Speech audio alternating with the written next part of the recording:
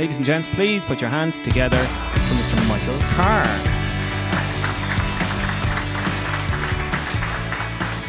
Hello. Hello. I brought a music stand because it was a music festival and it seemed appropriate. And I also didn't know where to put my cue cards, so I brought the first album I ever owned. And if you can guess what it is by the end of my talk, the guys will sort you out with loads of free tickets for the music festival that's coming up. Fair play to Joe, it was a brilliant talk. He's made a really daunting task even more difficult. Thanks for that. It was very interesting stuff though as well. And thanks to Aidan and the gang here for asking us to speak as well. Appreciate it. I'm not used to speaking in front of crowds. As Aidan said, I do a bit of radio work, so I'm used to talking. But it's generally in a room on my own with a microphone. And I kind of think of it as being on my own in a living room, just babbling away to myself. So it is a little bit nerve-wracking to be here with actual people sitting in front of me. I've been thinking about where to start this for a couple of weeks since Aidan asked me to speak. And I suppose it eventually ends up with music PR, which is what I do now for a living. But the music is the theme of the talk, really. It's something that's been a big part of my life. And I know I'm not alone in saying, music's part of anyone's life. And I think in this country in particular, music is such a rich part of our everyday lives and our families and culture that it's quite normal for an Irish person to be into music and to be able to talk about it.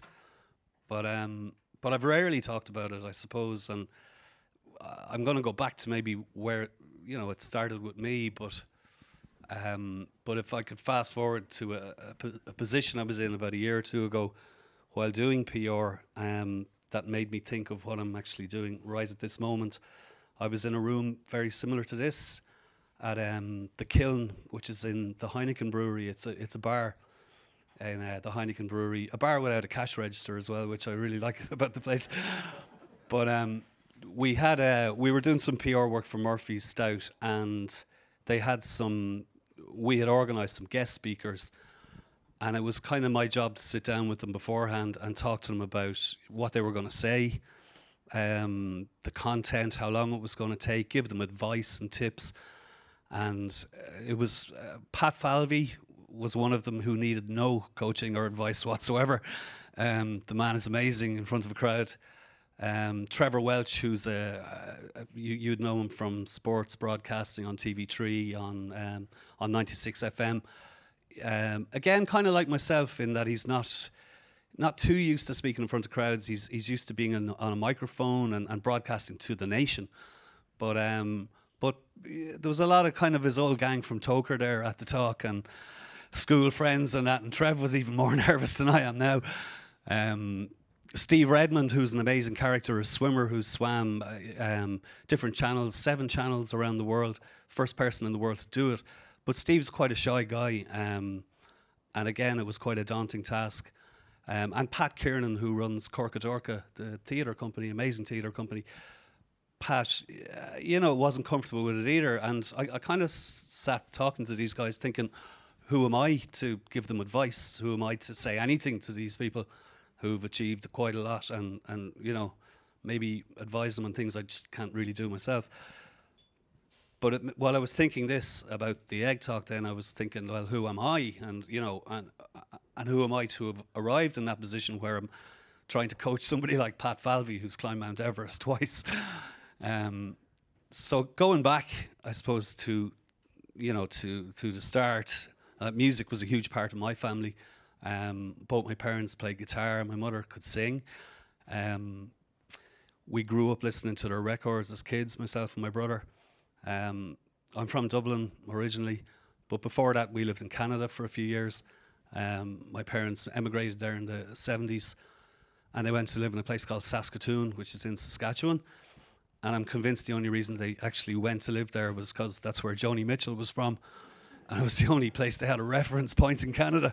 It turns out Saskatoon is in the middle of nowhere, with just thousands of miles of prairies around you. So they moved from Saskatoon fairly quickly when they realised they were in the middle of nowhere, and we ended up in Calgary for a few years. Came back to Ireland, went to Dublin. Like I say, grew up listening to the Beatles, the Chieftains, Joni, Bob Dylan. I started going to gigs. The first gig my parents, I think myself and my brother, were brought to was a Christy Moore gig in Carnsore Point. It was during anti-nuclear protests down there. They were threatening to build a reactor down there. Some of you probably remember. But Christy Moore played at that, and I think that was our first gig, stroke festival. We went to see Dejanin, which made me think again about this week. We went to see Dejanin at the National Concert Hall. Dejanin are one of the bands playing here over the next few days, and Blue Monkey are helping with the PR for this event. So it's kind of interesting. One of the first shows I've seen, we've ended up working with the band after years. Moving Hearts, another show I went to see as a kid, till I got to the point where I felt I could actually, I was big enough to go to a concert myself. I was a huge fan of Queen at the time, and they played in Slane in 1986. I was 13 and one of the biggest Queen fans in the world. So I went out to Golden Discs in Dublin and I bought a ticket to see Queen at Slane for £14.50, which was a serious amount of money. It took me weeks to save £14.50. But I arrived home to my parents and I said, I'm going to Slane as a 13-year-old. Produced my ticket to Queen and said, you know, it'd be great to go with someone, but look, if no one's going, I'm going anyway. So I kind of forced their hand. My mother said she'd go rather than leave a 13-year-old boy go to Slane Castle on his own. And a couple of her friends went, and I don't think it was Queen's best ever gig, but it was certainly a highlight of my life musically at that point. I started playing in bands while I was a teenager, I suppose. You know, I'd love to say I had, you know, notions of writing the best album in the world. But it's in the time-honoured tradition. It was, you know, to try and impress girls, really. We had great gigs in Dublin, played some fantastic venues, played places like the Underground, McGonagall's, the Rock Garden. Which over the years, you know, bands like U2 played the Underground. I'm not comparing myself in any way, don't worry. But but it did give you a sense of community, I suppose, you know, music community, and certainly in Irish terms, you know, some of your peers that played these venues, bands like A House and Whipping Boy, bands that I was into in the 90s. And well, unfortunately, I was missing kind of one of the vital components of success in the music industry, which is talent. But I was determined. I was determined to stay in the music industry in some form or manner. You don't need to know. Yeah. Thanks a lot. Sorry, just get a sip of water. That's debatable. I'll get to that in a moment, actually. Yeah, but I spent a lot of the 90s working abroad and travelling, and I got to see a little bit of the world. And I moved to Cork when I came back in the late 90s, and I started journalism. I started writing for a local paper here. I started doing a music column. They trusted me to write something that wasn't going to get them into trouble, which inevitably I did after about a month on the job. The editor called me over to his desk and he showed me a letter and he said, "What do you think of that?" And it was a solicitor's letter from Van Morrison's solicitor in Belfast, threatening to sue me and threatening to sue the newspaper over something I'd written. And I thought, I just looked at it and went, there it goes.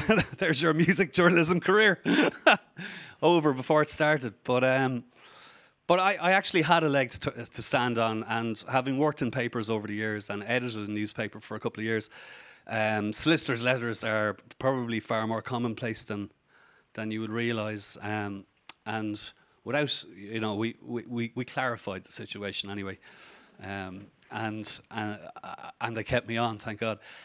But it's sort of, at the time, the newspaper was affiliated with 96 FM, and I thought that could get me fired from there as well. But But in a way, it kind of made me stand out, and there was a lesson in that. I thought it was, don't be afraid to speak your mind, or don't be afraid to have an opinion.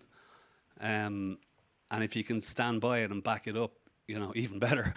But in a litigious sense, of course, you should back it up. But yeah, it made me realise the stuff that you write, people do read it, and I can't imagine Van Morrison was sitting down with his newspapers and came across my little piece in Cork, but somebody read it and it got passed on anyway.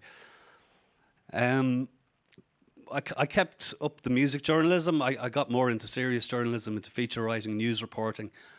But I was writing for Hot Press at the time as well, which for me was a magazine I grew up with. It's still probably it is the best Irish music magazine there is. Some brilliant writers have come out of Hot Press over the years. The likes of Liam Fay, who I love his pieces every week in the Sunday Times. Declan Lynch, another fantastic writer, Olaf Tyronson. So to be getting bylines in the Hot Press was a big thrill for me.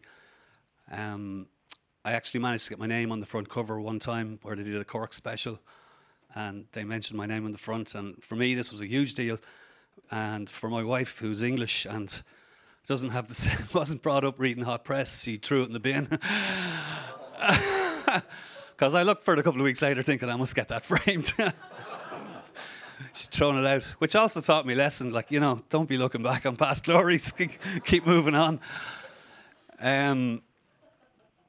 At around the same time, I started working on radio in the Green Room, which is an Irish music show on Cork's 96 FM.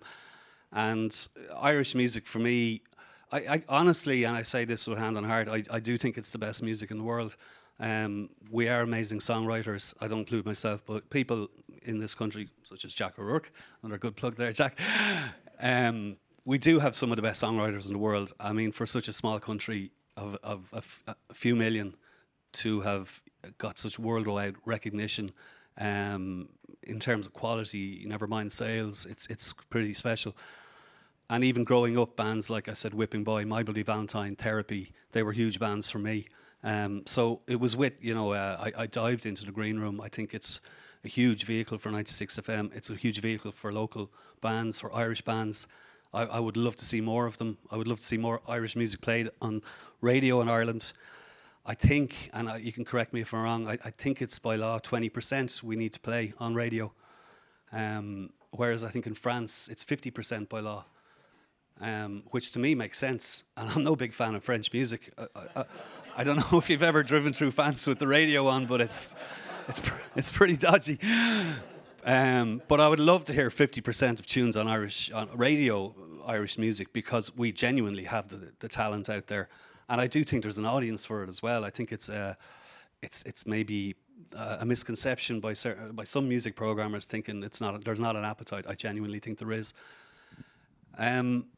I got involved in management. I managed a band for a couple of years, a kind of punk rock band, and we ended up touring with the band in Europe and Germany. We managed to get ourselves a publishing deal, a worldwide publishing deal. We signed with a German record label. We had huge help from an Irishman based in Germany, a guy called Ray Garvey, who's the frontman of a German, or has been the frontman of a German band called Raymond, which are like Germany's answer to U2. He was hugely helpful with us. But it gave me, I suppose, for the first time, a bit of insight into maybe the contractual side of music, of being out there and, cutting deals with people in different countries, and the work that's required as well, to become in any way successful, or even to sustain a band for a year or two on the road.